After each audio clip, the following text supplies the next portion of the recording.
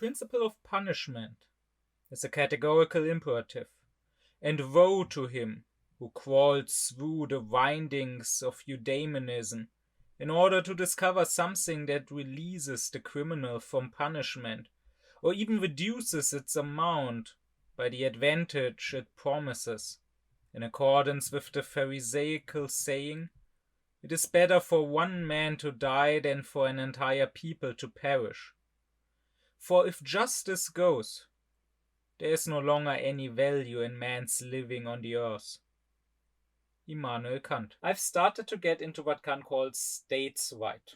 So, the law, the justice as it should be in the state. And in my previous lecture, I discussed first what is the point of the state, what is the state there for? And I explained that for Kant, all right is about the mine and yours, so about property.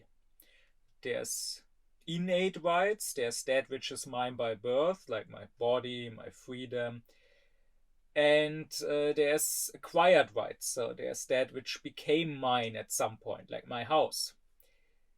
But the point of all right is that what is mine should be mine, and what is yours should be yours, and I should stay away from what is yours, and you should stay away from what is mine.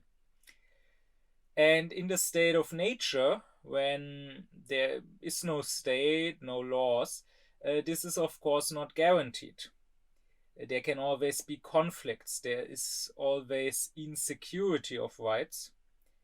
There can be provisional property, something I claimed as mine, but no one necessarily accepts that it's mine and leaves it to me, which is why we need public right, whose principle is the old suum quique tribur, give to each his own, that is, give each a guarantee of his rights. And that is what the state is for. The state should guarantee people's rights. The state is there so that there is a distributive justice, so that justice is distributed out. Everyone gets his and gets security in what is his and gets protected in that, and thereby the state is to end this state of nature, this war of all against all, and create perpetual peace. So far so good, but what if someone oversteps? What if even with the state setting into law who has which right and what belongs to whom, what if someone breaks the law? Clearly there need to be punishments, which is why criminal right, or criminal law as you might say, is an important part of the philosophy of state right. The philosopher needs to talk about how exactly crimes should be punished and to what end, what is even the point of punishing, because that should maybe be discussed first, because depending on what you think is the point of punishment, you might arrive at different punishments. And Kant does talk about this, but I must stress that what he has to say is wrong. And it is so wrong that it is pretty much worthless philosophically. Now, I already said in my lecture on what is the right to Kant and what is the difference between right and ethics, that Kant's philosophy of right, along with his theology, is amongst the weaker parts of his philosophical thinking. And in the philosophy of right, that is true for some things I already discussed, for Kant's teaching of the state of nature, of the private right, and for Kant's teachings of the original acquisition, the rightful origin of property. But nowhere is this more clear and more obvious than when it comes to criminal right. Here, Kant is not so much speaking as a philosopher. The philosopher is always an untimely person, is always free of any prejudices, any ideologies of his time. But rather here Kant is speaking very much as a man of his time. And this is a reason why, if you don't want to listen to all these lectures I'm giving here on Kant, and I would understand that. I don't expect. I've already given more than 70 lectures, and I might be about half done with what I have to say about Kant. And these lectures tend to be like 2 hours long or longer. So I don't expect that everyone will listen to all these lectures, and that's not necessarily the point of them. I try to keep them in a way that each lecture can sort of stand for itself, that you don't have to have listened to all previous lectures to be able to understand them. So it's perfectly fine if you don't want to be as thorough, if you don't want to get into Kant as deeply as me, to just check out specific lectures on specific topics that interest you. But exactly for that reason, even though it might be a bit strange to give a recommendation against yourself, against your own video, precisely for that reason, I'm saying if you are not really interested in getting all of Kant's philosophy, if you are skipping some lectures, then this should definitely be one of the ones you skip, because that's one of the more unimportant ones. Better to use your time for the lecture on what is wisdom to Kant, or what is the conflict of the faculties, or the 3 lectures on Kant's methods of thinking, or the lecture on transcendental idealism, the lectures on the table of categories, the lectures on the beautiful and the sublime and the genius artist, the lectures on the categorical imperative, the lecture on lying, the lecture on conscientiousness. Those are my truly important lectures, or some of them. Important both for understanding Kant, but also to truly learn from Kant, because that's what I want to offer here, right? It's not just you should go away having some knowledge saved in your head about Kant. I mean, nobody needs that knowledge. Rather, what I want is Aufklärung. So people, if they deal with Kant or with any philosopher, they should truly learn something from it for their lives. They should truly become more aufklärt, that is, more critical, more rational, more moral, more felicitous people. And you probably won't become that from Kant's criminal right.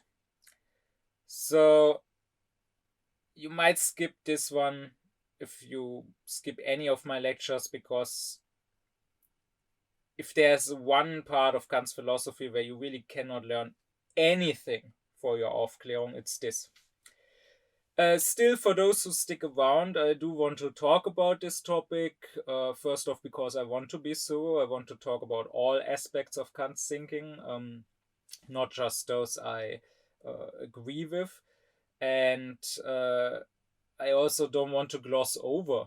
I mean, Kant wasn't perfect. Kant too was human. I don't want to gloss over Kant having made mistakes. But also, I want to use this opportunity to show how you should criticize a philosopher and disagree with him, and how you shouldn't. So while from this topic you cannot really learn something from Kant himself for your own Aufklärung, still this lecture, like my other lectures, is supposed to give some sort of Aufklärung, and namely here you can hopefully learn how to think, how to properly criticize. But before we get to that, let's first talk about Kant's philosophy of criminal right, if you even want to call it a philosophy, because really I cannot stress enough how bad it is. Sorry. It's disappointing if you read and appreciate other parts of Kant's thinking, but really, there's stuff like Kant saying that human beings have both rights and duties. And then he says God has only rights and no duties. There's nothing we can demand from God. He can only demand from us. And then he says the criminal, the convicted criminal, on the other hand, has only duties but no rights. Like he might be convicted to forced labor and then he has a duty to work, but he has no rights. And this is not just something we can criticize from the outside, saying even the criminal should have rights, but we can even criticize it from within Kant's own philosophy, because Kant himself, at other points, not just once, but many times, states that rights and duties go together. That you cannot just have one without the other. That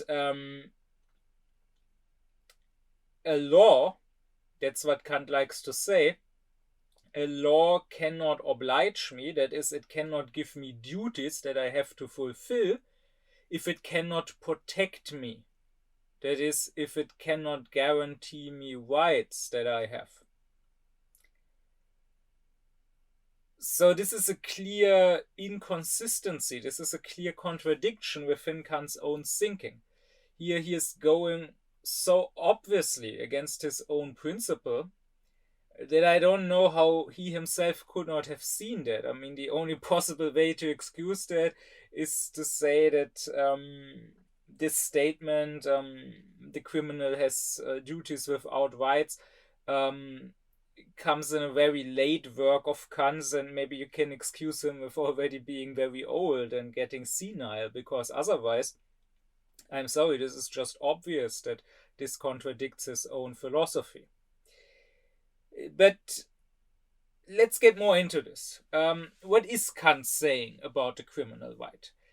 Well, Kant, first of all, he is a supporter of the so-called jus talionis. In practice, what this means is, first, Kant is against fines and such stuff. He is against forcing someone to pay money as a punishment, because he says this would effectively mean that as the victim of someone's crime, I am letting myself be paid in order to be victimized. And this would be dishonoring. So the point is that to Kant, I already gave a lecture on the duties towards oneself. To him, morality is not just about how we treat others, but rather we also have a duty to have reverence for the dignity of humanity in ourselves. This is even central to his morality. He would say, if you don't revere humanity in your own person, and if you don't take care of your own dignity, then you will not revere it in others and will not have reverence for their dignity. And so you cannot just throw away your own dignity. But this is what people do when they let themselves be harmed for money, right? I mean, there is such people, especially nowadays in the days of the internet, people who do it for clicks or whatever. Like, there's people who say to someone else, if you pay me some money, then you can kick me in the balls. And this, Kant would say, is immoral. Sure, I'm not hurting anyone else, but I'm throwing my dignity away for money.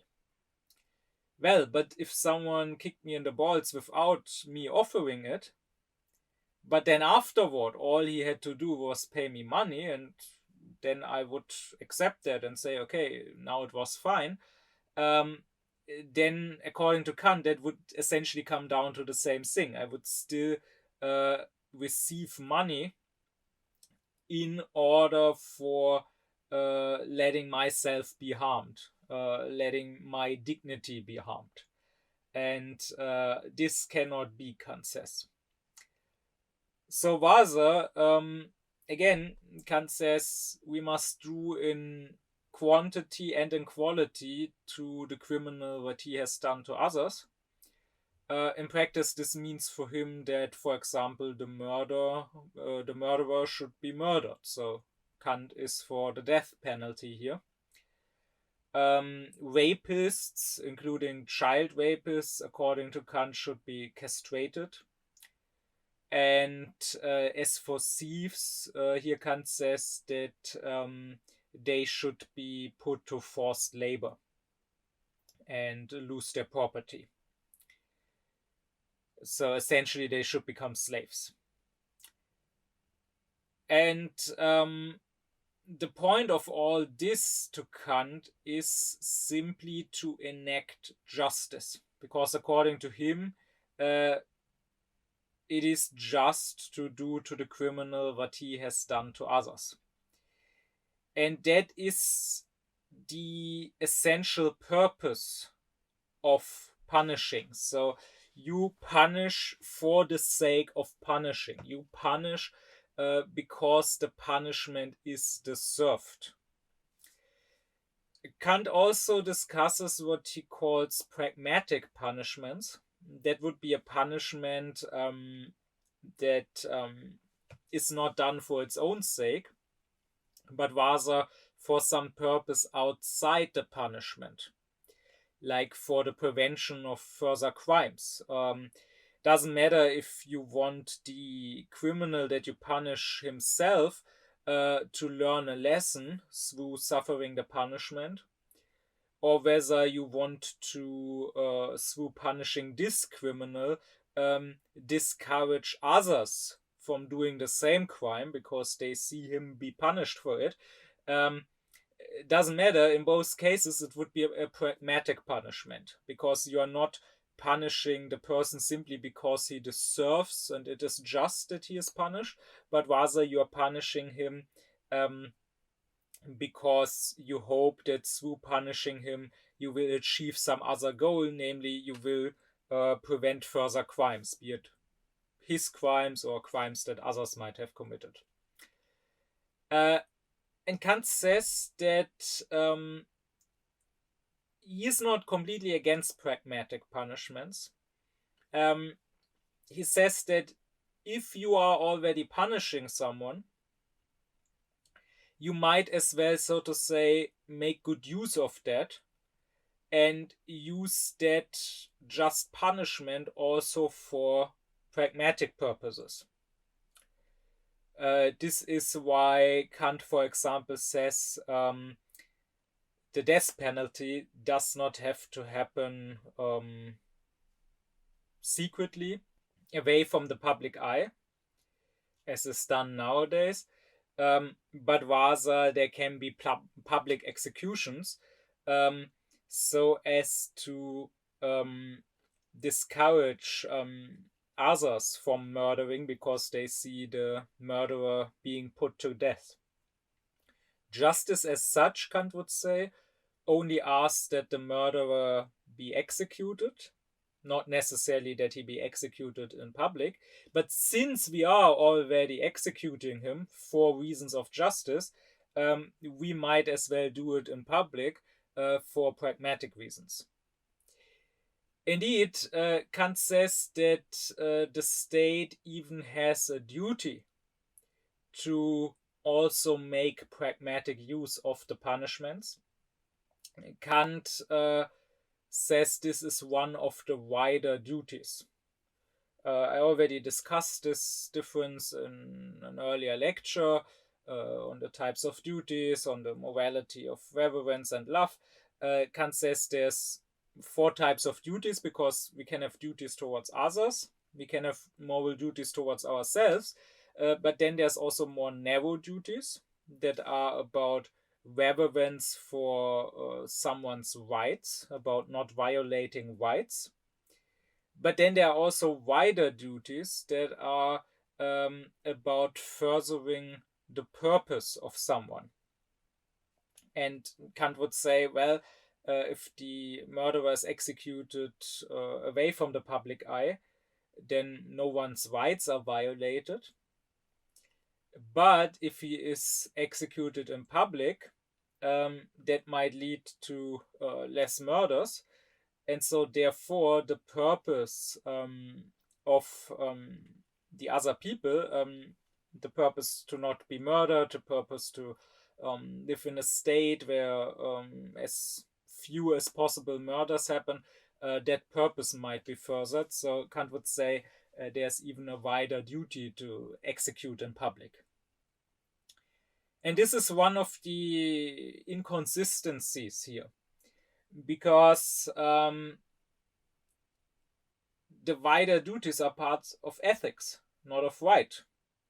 Right? I gave a lecture where I discussed what is the difference between ethics and right to Kant.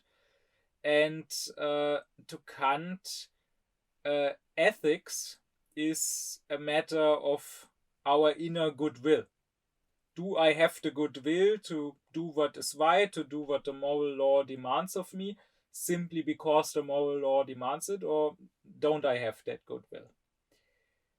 The right, however, is not concerned with that. The right is concerned only with not with the inner goodwill, but with outer actions that can be enforced. The goodwill, after all, cannot be enforced. Only actions can be enforced.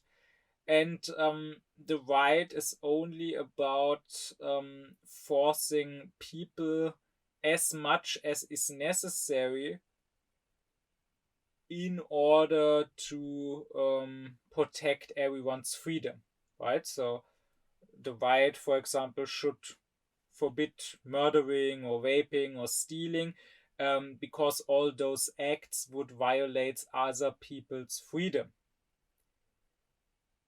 But the right is not concerned with the wider duties. The right is only concerned with the narrow duties towards others.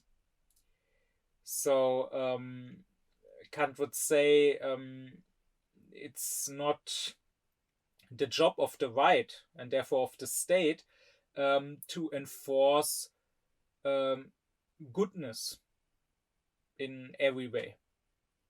It is just their job to make sure that people are free, which of course also means that they are free to be and to do good out of their own choice, right? So that's why Kant would say, if there's a beggar by the street, sure, the money that people gave to him, that is in his cup, that is now his. So if someone passes him and takes the cup from him, steals that money,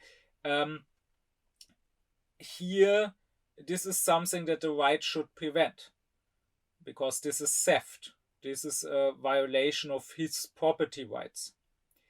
But on the other hand, if someone passes him by, not stealing his money, but not giving him more money, not giving charity, maybe you can say that person is an evil person for not giving charity, for not caring about the poor, but still the beggar would not have the right to just force that person to give him money. That would be stealing, right? If he took the money by force. The beggar can maybe say, oh, you have no heart. Oh, you would also, if you were so poor, you would also want someone to donate money to you. That he can do. But he cannot take the money by force, because the right is not there to enforce what would be good. The right is just there to make sure everyone is free. Now, the person passing the beggar can use that freedom to be a good person and to give the beggar money. but he cannot be forced. That would violate his freedom. So, with that in mind, I don't see how Kant can suddenly say the state should not just protect freedom, but rather should also have a wider duty, an ethical duty, when the state is not an institution of ethics, but an institution of right. But be that as it may, duty or not, even if we don't say the state should make pragmatic use of punishments, at least it can make pragmatic use of punishments. At least it has that right. But the important point to Kant is that this always remains a side purpose. The actual purpose of the punishment is not a pragmatic one, but is simply punishment for punishment's sake because it is deserved. If you made only the pragmatic reasons the purpose of punishment, or if you made it the main purpose, then the logical conclusion would be that there should be the most cruel, the most brutal, the most draconian punishments imaginable, right? I mean, why, if you say the main purpose of punishment is preventing further crimes, why just execute the murderer? Even if publicly. Why not slowly and very cruelly torture him to death? So as to discourage people even more from murder. And why just execute the murderer? Why not have draconian punishments for everything? I mean, even if someone jaywalks, why not punish that by being tortured to death? I mean, we will torture to death like 2 or 3 jaywalkers, and after that, no one will dare ever jaywalk again, right? So from a pragmatic point of view, that would be the most reasonable. So this is precisely the reason why Kant also says punishments cannot simply be pragmatic, because, of course, he's against that. For several reasons. He is saying that, first off, now the punishment would be arbitrary again, right? If we don't do to the criminal what he has done to others, but rather if we do much more to him, then this is arbitrary. Like, should we punish him 10 degrees harder or 100 degrees harder than what he has done? There's no reason for the one or for the other. And second, of course, this to Kant would be against human dignity, right? Here you can go to my lecture on human dignity on the topic, where I said that to Kant, a human being must always treat it as a purpose in itself, not just as a means to some other end. We can also use someone as a means to some other end. We do that all the time. We even have to. But we mustn't only do that. I gave examples in that lecture. Like, for example, if you pay someone, some construction worker, to build a house for you, or if you have sex with your wife, then sure, the construction worker is a means to you getting a house. And your wife is a means to you getting sexual satisfaction. But at the same time, they are not only means, not only objects to you. You also have reverence for their humanity. You also revere their dignity, which is also why you don't violate their freedom. Now, if on the other hand you enslave someone and force him to build a house for you, if you rape someone, then you reduce them to merely an object who isn't free, and that is immoral. And so likewise, that's why Kant would say, if we are already punishing someone, we might also use him as a means to discourage others, sure. But if we were to just punish him in order to prevent further punishments and to discourage others, then we would reduce him to only a means, and that would be an attack on his humanity, and that cannot be. On top of that, Kant would say that even for pragmatic reasons, there's no good reason to do that,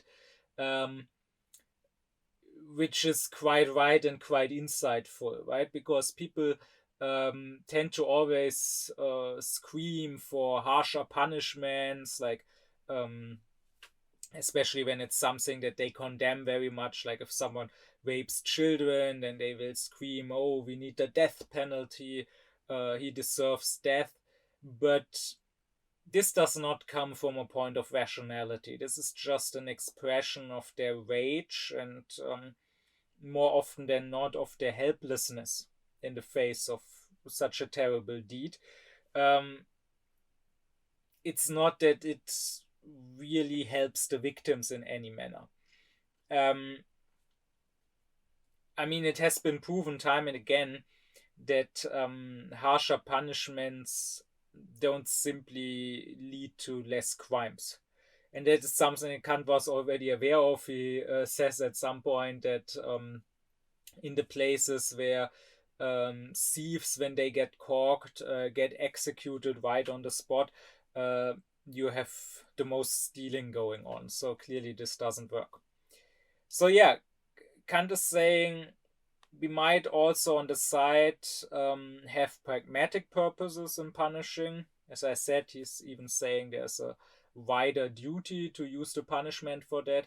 But he's saying the actual point of the punishment should always be simply to punish because this criminal deserves a punishment, because that is just. There is even an infamous passage where Kant says, even if a civil society were to be dissolved by the consent of all its members, for example, if a people inhabiting an island decided to separate and disperse throughout the world, the last murderer remaining in the prison would first have to be executed, so that each has done to him what his deeds deserve, and blood guilt does not cling to the people for not having insisted upon this punishment, for otherwise the people can be regarded as collaborators in this public violation of justice. However, in sharp contrast with this, Kant also says if at some point there are too many criminals, too many murderers, so that for pragmatic reasons you cannot put them all to death without destroying the state, then you might also use some other punishment, namely then you can also deport them and force them to labor, which is, for example, what England did for a while, right? Deporting criminals to Australia. And once again, this is completely inconsistent. I mean, what happened to the blood guilt of the people? What happened to Kant's principle that fiat justitia et pereat mundus? Let there be justice even if the world, that is, even if this particular state, should perish over it. What happened to having to punish for punishment's sake because it is just and not out of some sort of pragmatic considerations? Once again, this inconsistency is so obvious that unless we turn to Kant's old age at that point, I don't know how to excuse it. But that is what is to say about his theory of punishment as such.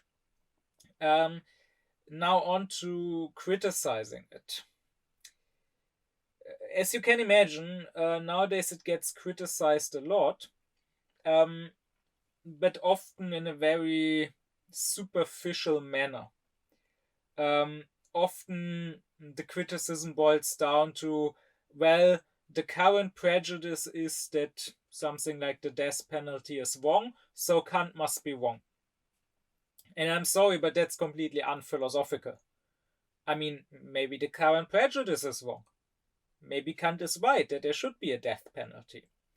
When criticizing a philosopher, you have to seriously consider what he is saying. You have to consider the possibility of him being right. Indeed, going back to Kant's skeptical method, which I already discussed in its own lecture, Kant would say you should even try to not strawman, but to steelman a position. You should try to come up with your own arguments to help your opponent's position, to make it as strong as possible, and then see if it holds up. And the issue is, of course, that nowadays many people are against the death penalty, which I consider to be a correct position. I'm also against the death penalty, but not for the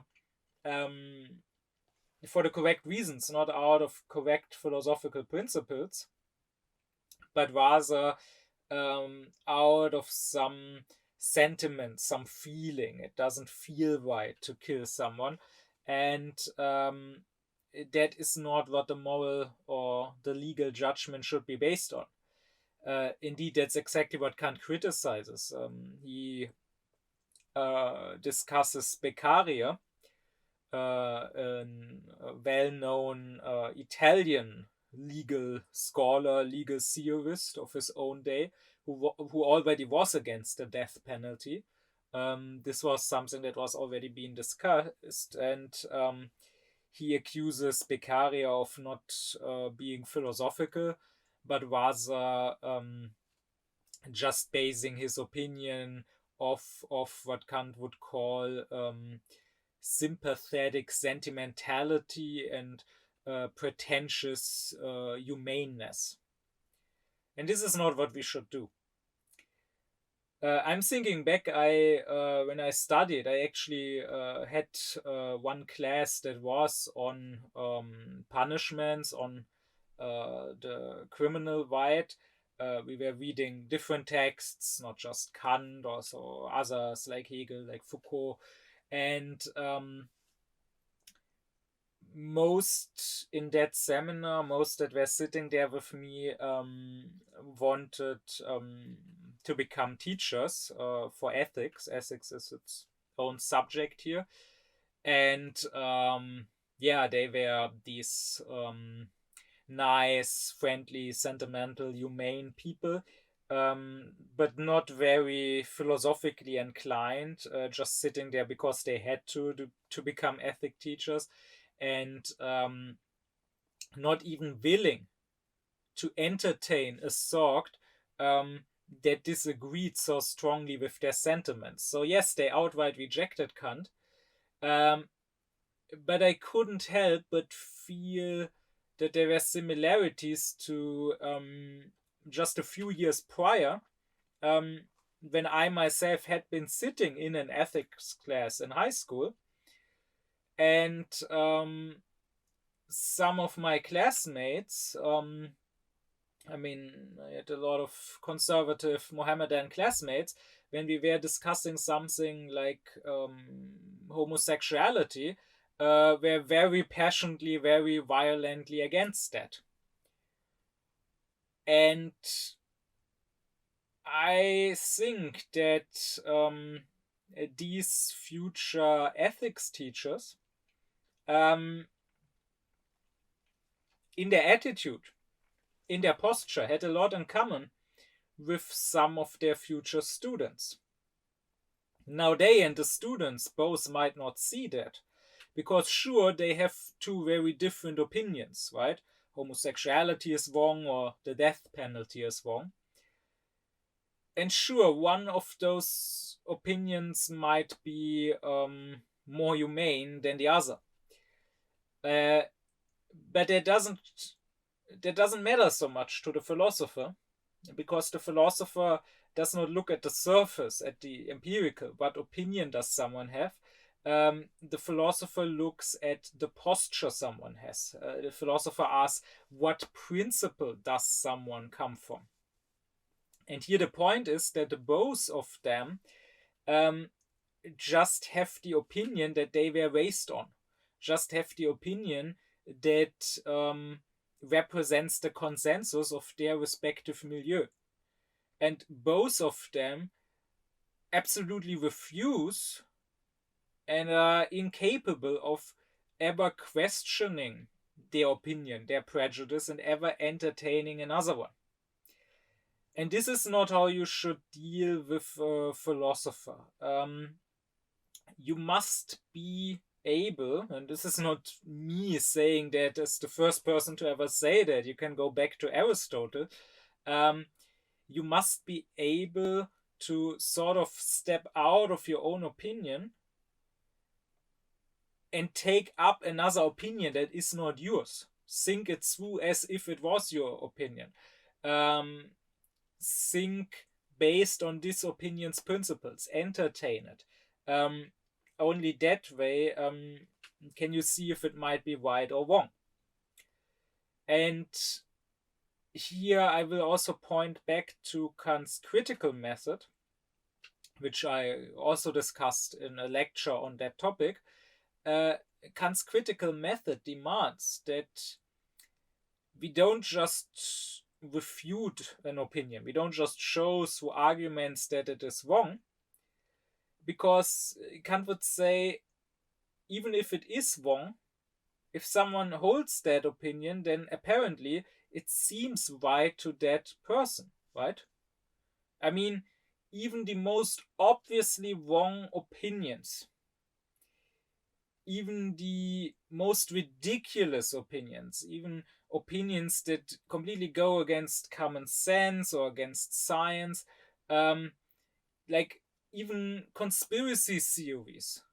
Sure, someone can deny that the earth is a globe, or someone can deny that there's a climate crisis, or someone can deny that there's an ongoing genocide in Gaza. Sure. And in that case, he's denying something on which there's scientific consensus or scholarly consensus. In that case, he's denying something which everyone can clearly observe with his own eyes if he just chooses to look. Sure. But even such a person would not hold that opinion if it didn't seem right. So there must be something in that opinion, no matter how wrong, how ridiculous, how vile it is, that seems to be right. And so Kant says, or rather the critical method demands, that we ask, what is the principle out of which someone arrives at his opinion, and out of which this opinion must indeed seem to be true to him. And only if we can answer that, do we have the right to actually dismiss that opinion. It's not enough to disprove the opinion as such, because our arguments that seemingly disprove it might seem true to us, but we have to admit that to the other person, his arguments that seem to prove his opinion to him also seem true to him. So who's to say that he is under an illusion and not we? We can only say that once we manage to not just refute his opinion, but also explain the illusion that nevertheless it holds over him. So that is what we must do also when dealing with Kant's opinions on punishments. My first, more minor point of criticism does not concern Kant's principle as such, but rather that even if we did accept that principle, I think Kant misapplies it. Because again, Kant says the punishment should not be arbitrary. The criminal should get, both in quantity and quality, what he did to someone else. If we go with that principle, okay, the murderer being executed seems to make some sense. But why would you castrate the rapist? Sure, castrating rapists, I mean, it's not like only Kant suggests that. There were times and places when that was actually done, and even nowadays you have some people that want that. So it seems to fit somehow. It feels right in a way to some people. But in philosophy, we cannot base our judgment on, well, it feels right. So what is the principle? What is the logic here? The rapist has taken someone's sexual autonomy in one instance. But if we castrate him, we take his sexual autonomy not just in one instance, but we take it forever. So that would be way overblown. Even if you say that in quality it is the same, because in both cases you are violating someone's sexual autonomy, both when you rape and when you castrate someone, it's certainly not the same in quantity. Because the one act is a one-time thing, but as bad as it may be, it does not prevent the victim from ever having sex again, while the other act does. So I don't see how that fits. From Kant's principle vasa, it would follow that the proper punishment for the rapist would be to get raped, which Kant, however, is against. I will get to that in a moment. Now, as for the thief, here this might sound the most weird, the most far-fetched. Kant saying the thief should be enslaved, should be forced into labor. Like, how is that doing unto the thief what he has done unto others?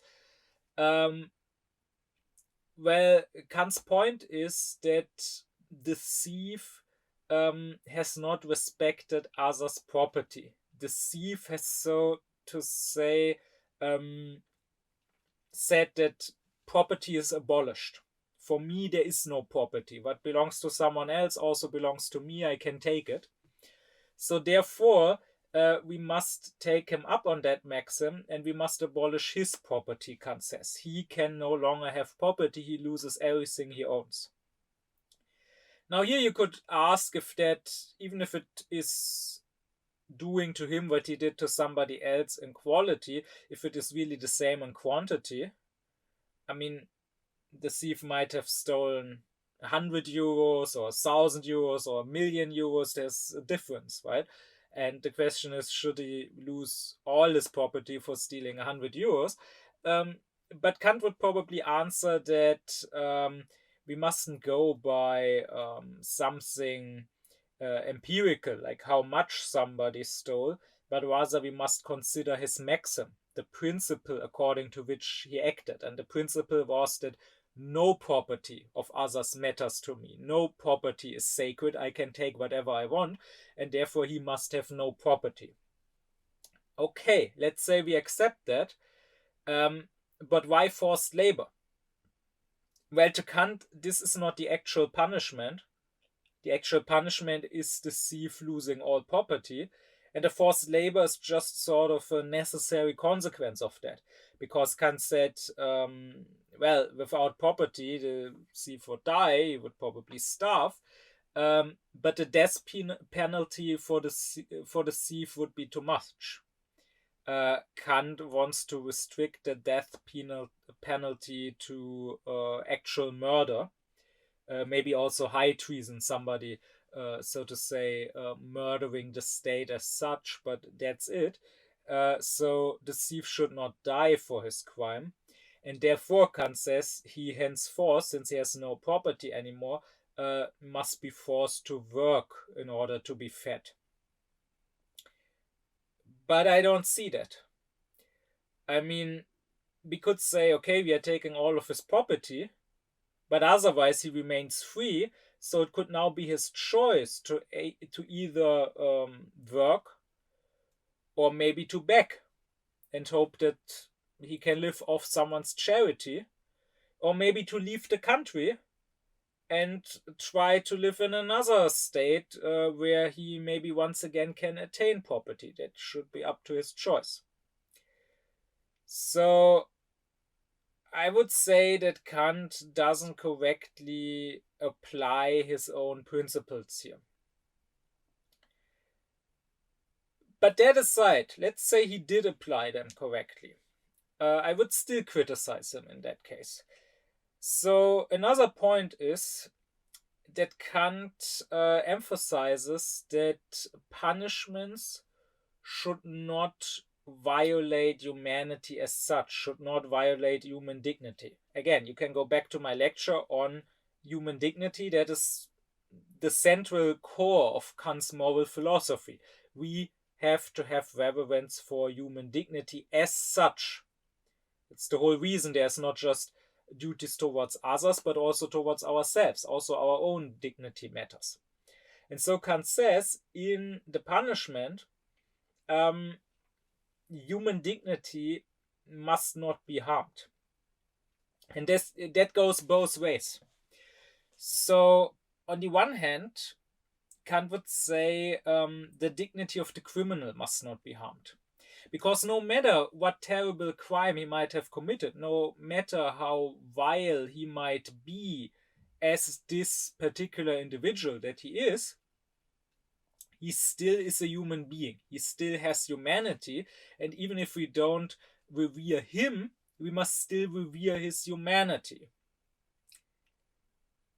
And that's the reason why Kant is, for example, against torture.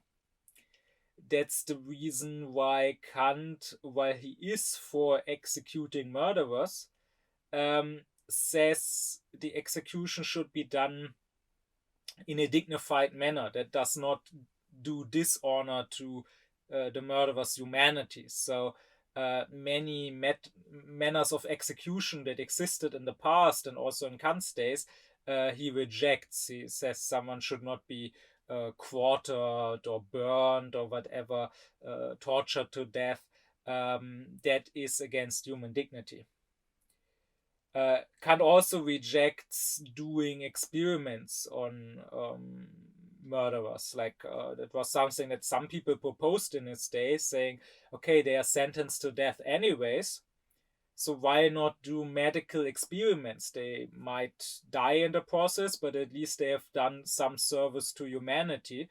At least they were useful.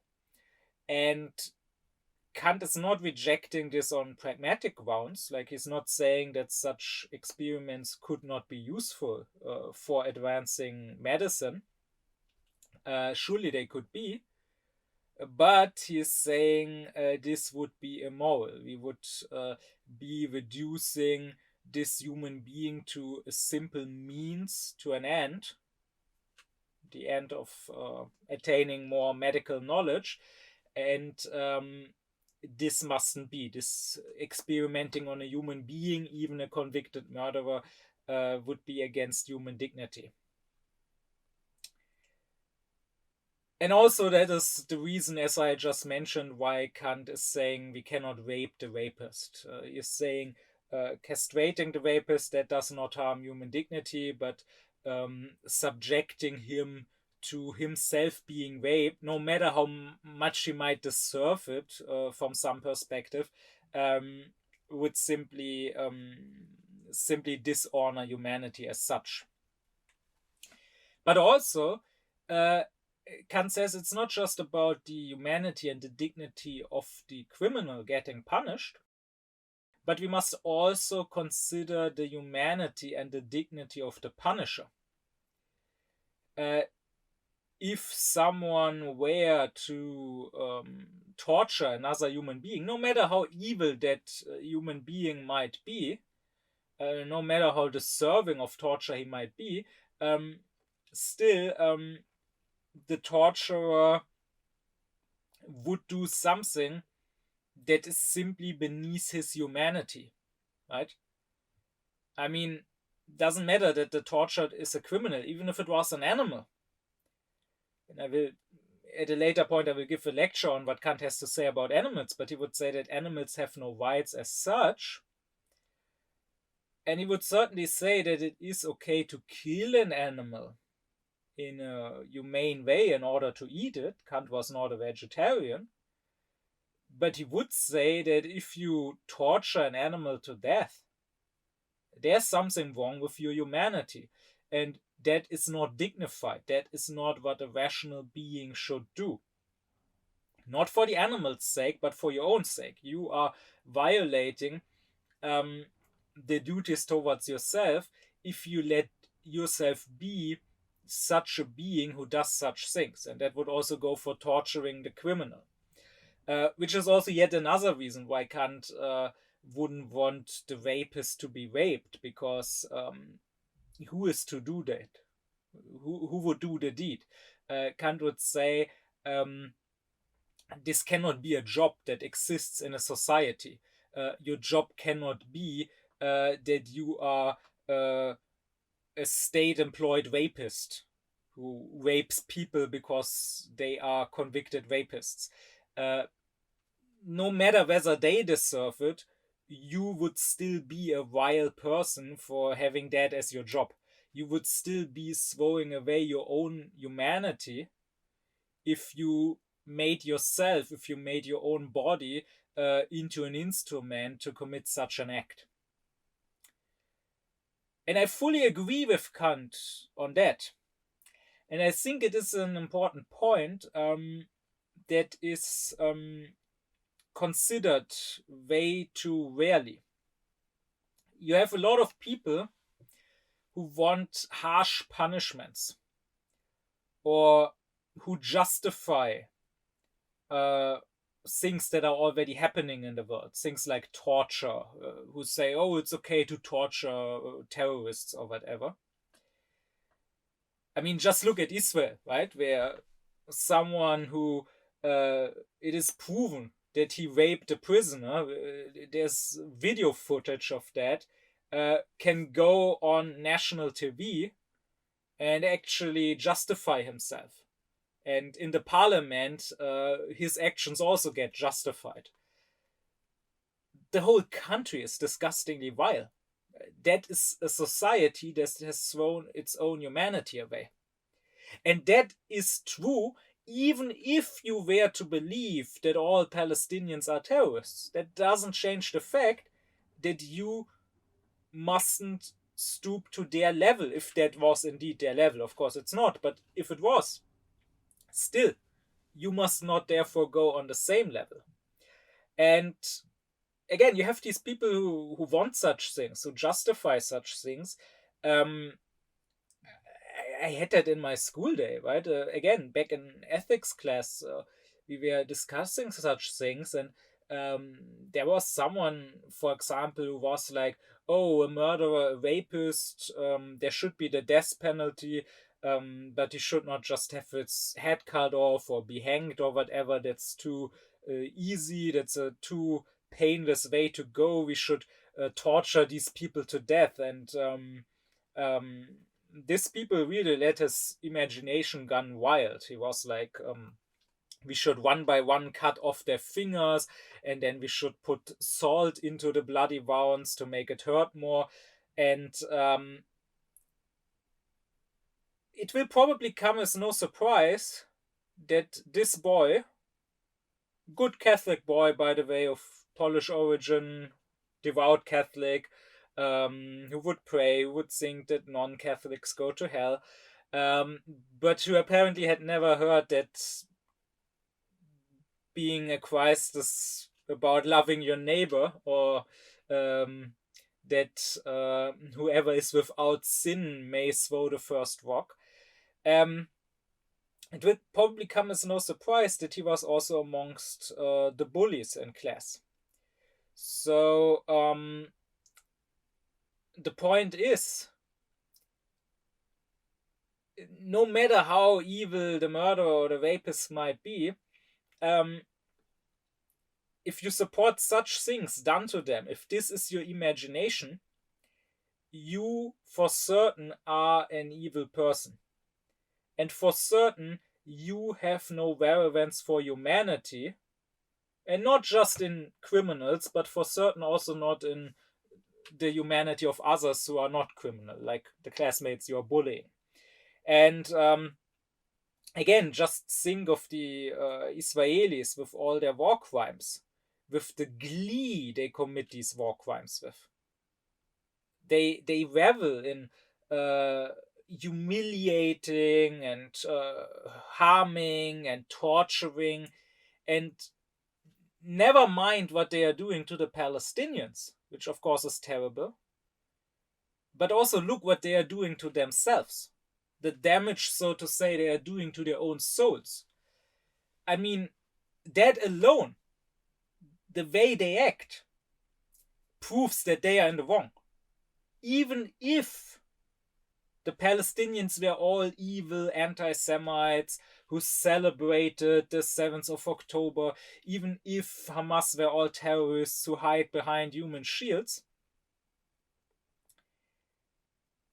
then, okay, maybe you would fight as a soldier, maybe you would do what has to be done, but you would do it in a solemn mood.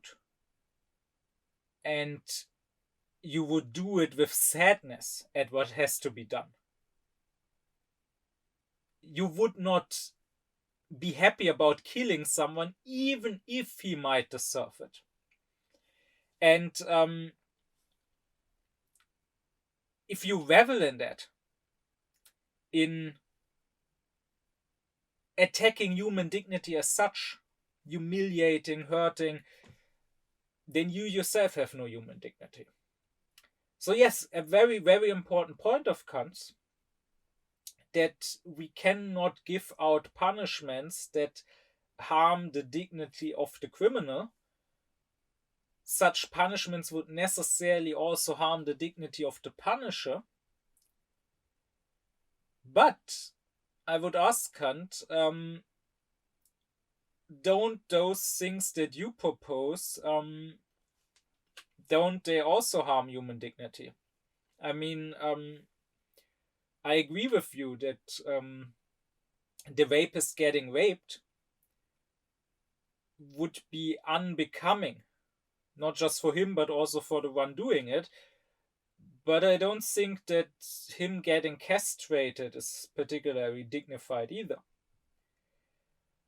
And likewise, when it comes to the death penalty, okay, torturing someone to death surely is not dignified.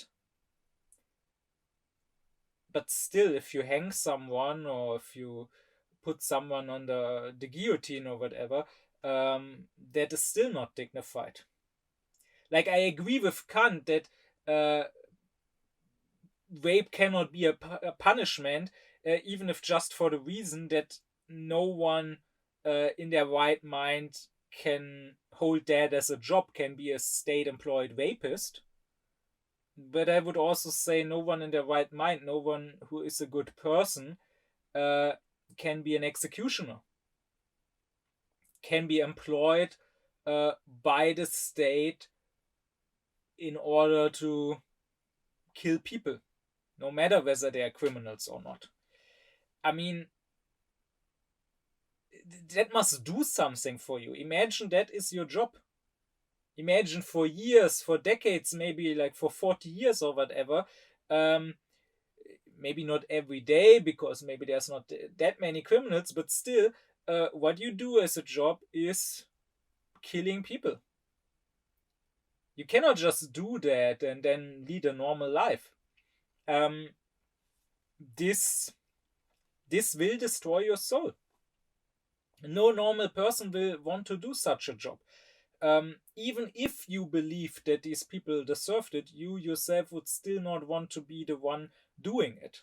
If you want to actually do this job, there's something fundamentally wrong with you. And this is actually something we can also observe, right? People who do such things, they do take psychological damage. They suffer from it. And it's not a new phenomenon. People have this belief that, okay, in our day, we've become soft, we now value human life, but in the past that was not the case. Like in the Middle Ages, they loved executing people, it was a public spectacle. It's not quite so simple. Like, there's an example here in Germany, in the late Middle Ages, I know of one executioner who worked for a city who didn't want to be an executioner. The city gave him the job. They basically knocked at his door and said, "So you are our new executioner. If you don't do it, then you get punished." So it's not like he chose that profession.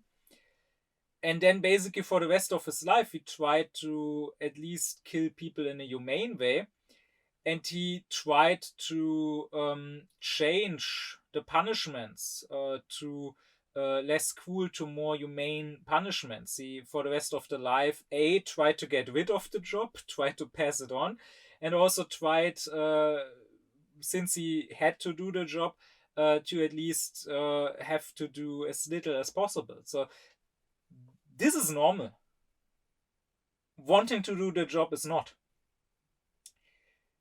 And Kant himself does seem to have been aware of that on some level, because there's points where he discusses the judicial system in England, and he says, okay, over there they have a jury, and he mentioned that apparently certain professions did not get to sit in the jury, which included executioners, along with butchers and surgeons. And Kant mentions that at some points. He mentions that the reasoning that the English give for that is that these three professions, since they deal with blood and with death on a daily basis, it's too normalized for them, right? So they should not be the ones deciding on whether someone should be executed or not, because they might treat it too lightly, because it's not a big deal anymore to them. So, and Kant mentions that at some points in an approving manner. So he seems to think it's right that butchers and surgeons and executioners don't belong into a jury that decides on whether someone should be executed. So he does seem to be aware that this is not a job that a human being should do. So I would say, based on that alone, even if we did say the murderer deserves death, we would also have to say, but no one deserves having to be the one who puts him to death. But let's even say that Kant applied his own principle of retaliation correctly. And let's say that there was no issue of the human dignity of either the punished or the punisher. Still, why retaliation at all? I mean, it should be obvious that this cannot be the job of the state. Why should there be punishments for punishment's sake? Why does Kant say it is just that to the criminal happens what he did to others, and therefore it must be done even if the society was to dissolve itself? Why? It seems to me that Kant here has forgotten his own principle of right. So I point you back to my lecture on what is right and what is its difference from ethics. It is ethics that is concerned with whether someone is good or evil, that is concerned with someone's inner will. The right doesn't care about that. The right cares about actions, no matter what reason they might be done for, right? So the state's laws forbid murder. You're only a good person if you don't murder because you have reverence for your fellow human beings' humanity. If you would like to murder, very much so, if you would be totally capable of that, and the only reason you don't do it is because the state threatens you with punishment and you don't want to go to jail or be executed or whatever, then ethically speaking, you are still a murderer at heart. even if you don't actually do the deed, even if your evil will does not realize itself, the will is there, and only that is which matters. And if God, who can read your heart, were to judge you, he would still throw you into hell, even if you have never done a bad action, because you have had the evil will that would have done bad actions if given the choice. But to the right, that doesn't matter. You have not murdered, you have not committed the act, so you will not be punished. You are a free person. And the right only has one job: to make sure that several beings that all have free choice can live alongside each other without violating each other's freedom of choice. So therefore, the right must restrict people's freedom to a degree, but only as far, Kant says, as is necessary in order to retain and protect their freedom. So that's why murder or rape or stealing should be forbidden, because by committing these acts, I would violate another person's freedom. If you get murdered, you are less free afterwards. So my freedom to murder therefore should be restricted, just like others' freedom to murder me should be restricted, so that we can all stay free. But that is the state's whole job, and nothing else. Well, if you go with that, then the conclusion should be, if you ask me, that the punishment should only go as far, should only restrict the criminal's freedom as much as is necessary in order to protect people's freedom. That is, in order to prevent such crimes. But anyone would have to agree that in order for people to be safe from, let's say, a murderer or a rapist, you don't have to execute or castrate him. You can also lock him away. People will be equally safe from him. So, as long as the state's job is defined as making sure the free choice of several free beings can exist alongside each other, there's no reason why the state would have to go further than, for example, lock people up. So again, it seems to me that Kant here has forgotten his own principle of right. The right, after all, is only concerned with actions that can rightfully be enforced. Again, I said that in the lecture on right and ethics.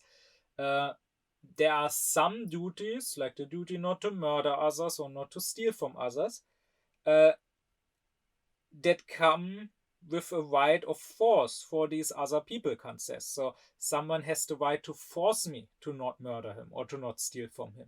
That is, if I attack, he has the right to defend himself. But Kant himself says that this right only goes so far as is necessary.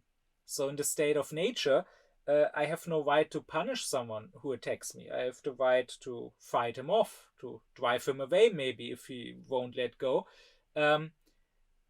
But once I beat him and he's lying there defenseless, I have no right to punish him, because that is not necessary for me keeping my own right, for me staying alive.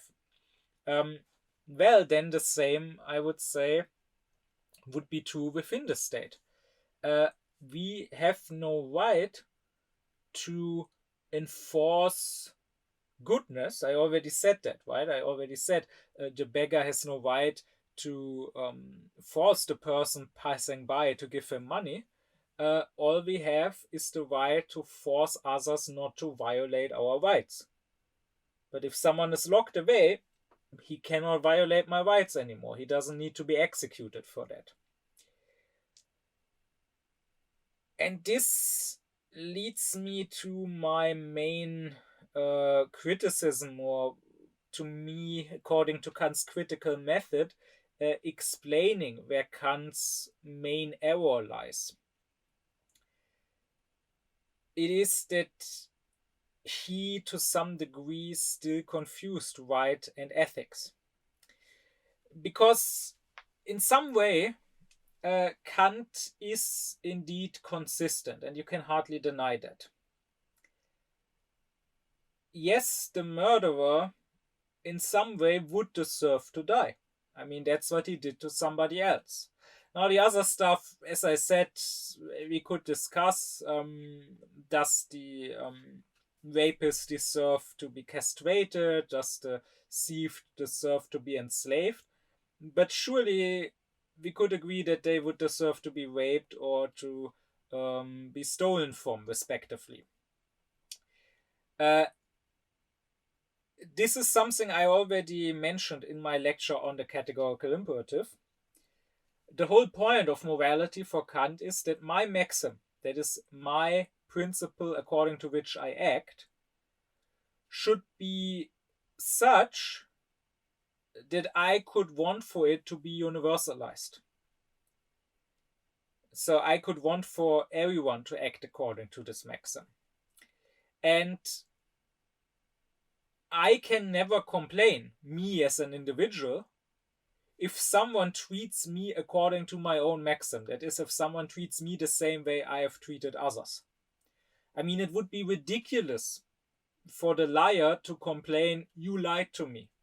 Or for the murderer to complain, oh, you are about to murder me, that is not okay, you mustn't murder. Because there you could always reply, if you really believe that murdering is not okay, why did you do it? By doing it, you basically confirm that in your opinion it is okay.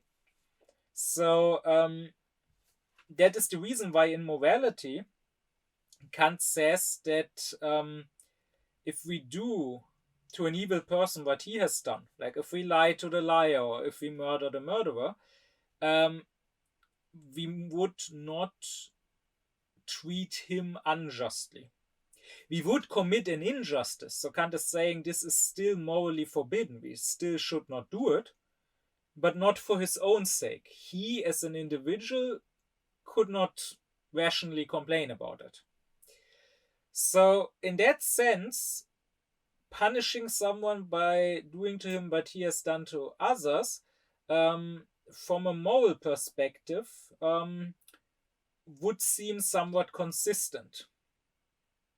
That is also why I think a lot of criticism of Kant's theory of criminal right and of Kant's support for the death penalty, a lot of criticism is so bad and superficial. It completely misses the point. It refuses to think in Kant's own principles, and it is just, as is Beccaria's rejection of the death penalty, it is, as Kant says, just based on sympathetic sentimentality and pretentious humaneness. My criticism is different. As I say, my criticism is that Kant did not properly separate the area of ethics and the area of right. And I already mentioned that in the lecture about that topic. I said there that to Kant, the sort of umbrella is moral philosophy.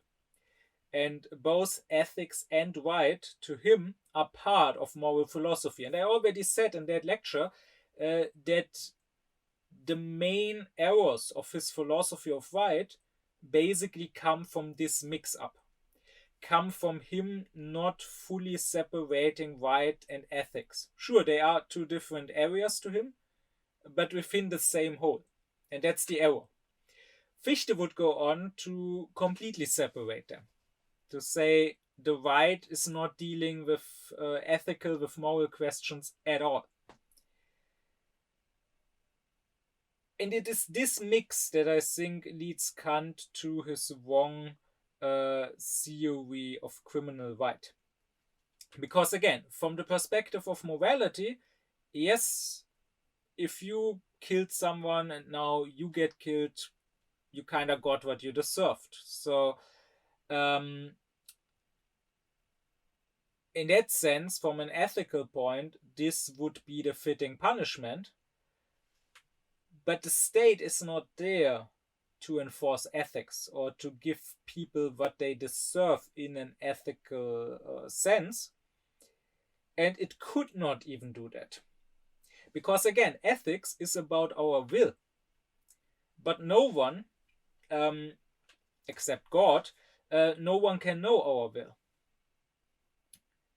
Yes, it might be somewhat deserved to be treated according to one's own maxim, but you never know what someone's maxim was. You only know his outer action in which the maxim manifested itself, but different maxims could manifest in the same action, so you never know for sure what his maxim was.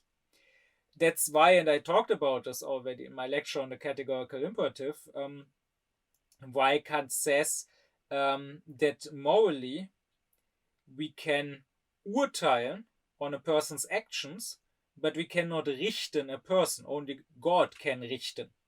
I said there that this is kind of not translatable because both urteilen and richten would be translated as judging. But urteilen is more of a neutral word, just judging what is or isn't the case, like judging on what is true. Like, for example, judging by the clouds, it's going to rain soon. Here we would use the word urteilen in German, while richten is judging more in the legal sense, right? Der Richter is the judge. Gericht is the court. So what Kant is saying is that we can judge someone's actions. We can say what you did there, for example, killing someone, is something you should not have done. You violated the moral law by doing it. But we cannot judge him as a person because we don't know why he did it. We don't know how good or how evil his will was. That only God can do. So we can never say, you deserve to go to hell. We can say what you did was wrong, you should not have done it, but we cannot say, oh, it was unforgivable, you deserve hell. Just like we cannot say to anyone, oh, you deserve heaven. We can say, you did many things that were right. You always did what you should have done, but did you do it for the right reasons? Do you deserve heaven because of that? We cannot judge that. So this is very important. In ethics, when someone does evil, from an ethical point of view, even if he would deserve punishment, we cannot punish him. We have to leave that to God. All we can do, again, from an ethical point of view, all we can do is tell him that what he did was wrong and that he should not have done it and that he should not do it again. So we can try to aufklär him and to turn him into a better person. But we can never judge how good or how bad a person he is. We can only judge whether his actions are right or wrong. That's from the perspective of morality. From the perspective of right, of course, we can say not just your action was wrong, you should not have done that, but also since you did a wrong action, you must now be punished. We must now prevent this action happening again.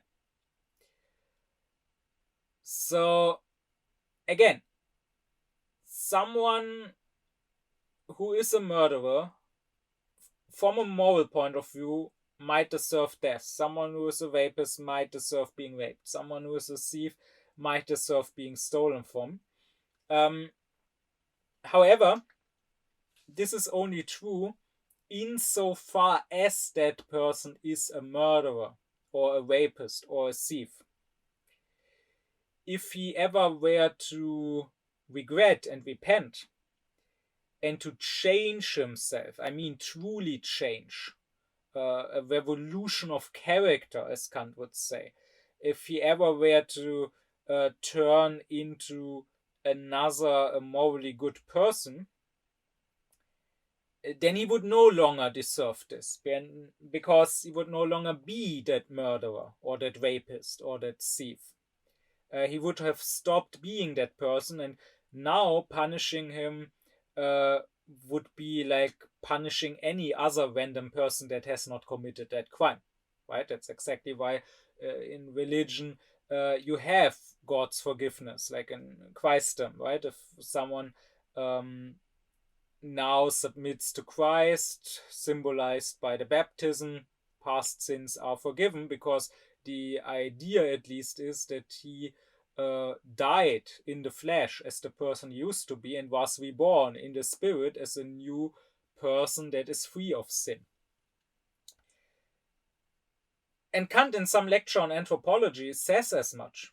He says that if you truly changed, a punishment of revenge, of retribution, would no longer make sense or even be possible.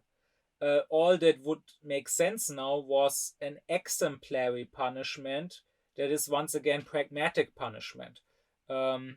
Using you as an example for others, punishing you so that others will not do that deed. And indeed, that is fully correct, I would say. So I would say, if someone, let's say, commits murder and then truly, truly regrets it, truly becomes a better person, then there would be no grounds anymore to hate him or to hold his past against him, and we would have to truly say, okay, it's fine. You are a different person now. You don't deserve punishment, and God would not send such a person to hell. However, in the legal realm, he would still have to go to prison, because we would still have to say, you might be a different person now, but who you are on the inside does not matter to the right. Only your outer actions are. And the fact of the matter is that with your actions, you have broken the law. You have violated someone's rights, and you must be punished for that. The law must be enforced. Otherwise, if you get away with it, others might end up thinking they will get away with it too. So it's fully correct what Kant says here, but it once again contradicts what he says in other places, right? So let me put it straight. If someone was a murderer and now suddenly he got hit by a lightning and died, then we could maybe say, oh, maybe that's not a coincidence, maybe that was divine punishment. We would not have to be sad about him dying. We could say, okay, this guy got what he deserved. After all, he was a murderer. And we could treat this like, indeed, it was divine punishment. But the point is, we ourselves mustn't try to be that lightning. This is not our job. We are not God.